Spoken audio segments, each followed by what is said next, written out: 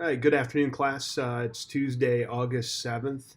We're rolling with Module 5 here in class, and I'm coming to you in between sessions of our annual School Administrators of Iowa conference being held here in the Des Moines metro area.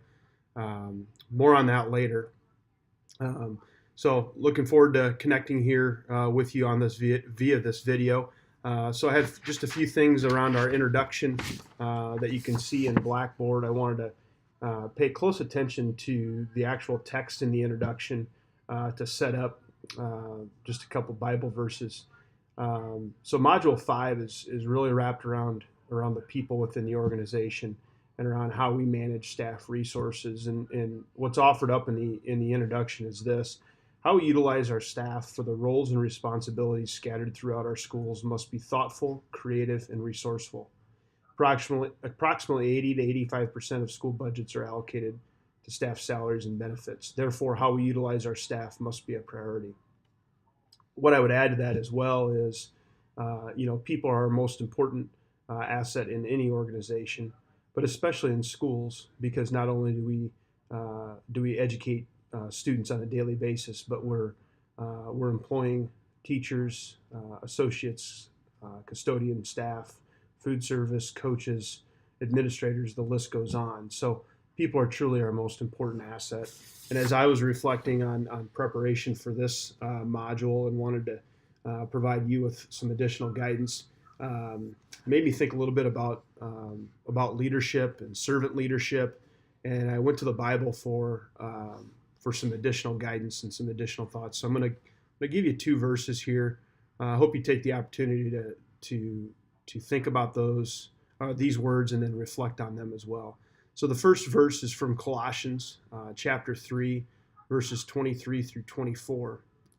And it reads, "Whatever you do, do it enthusiastically, as something done for the Lord and not for men, knowing that you will receive the reward of an inheritance from the Lord. You serve the Lord Christ."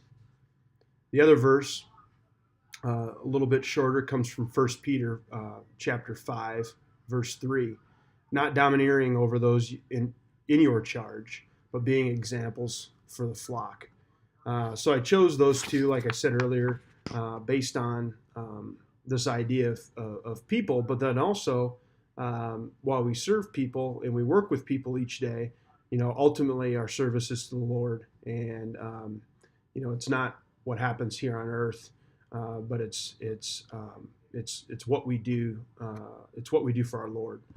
So just to think about that and how we serve, we want to be more like God in our service to others, and ultimately that's what's important. So Module 5, in addition to the reading from Buckingham, please note the research from the Wallace Foundation, and then also human capital is mentioned in one of the other readings. And I'd point you to the Wallace Foundation reading. This research that the Wallace Foundation continues to do is especially applicable to school administrators. And it's something that I've been immersed with in the roles that I've been in, and in addition to serving with School Administrators of Iowa.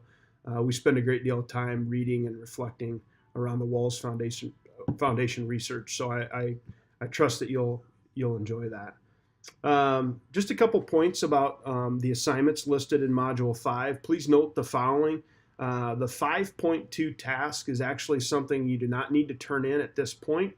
It's a culminating assignment that runs through, or an assignment that builds, that culminates in Module 7.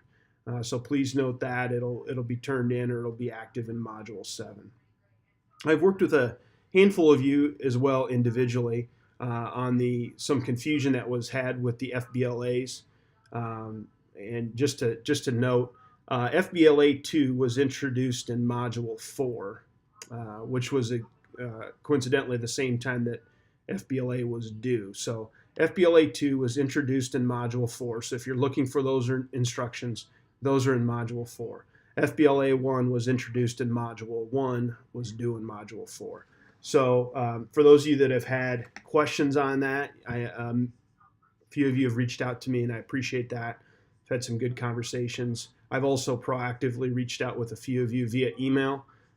So please check your email, and any confusion on it, I'll work with you individually on that. So if you have questions, let me know. If your FBLA 1 is graded, that means there are no issues, and to not worry about that. So if you have any questions, as always, feel free to follow up. I look forward to working with you during this module, and please please, obviously you've seen this video, you've opened your email, but please pay special attention to the attachment that's in the email. In addition to this video, the School Administrators of Iowa offers a opportunity for aspiring administrators, and I wanted to just make sure that you had this handout and you could look into this further if you're interested. There are benefits, many of them free for you as an aspiring administrator. So if you have interest in that, feel free to fill the form out and send it in. If you have questions around that, don't hesitate to let me know.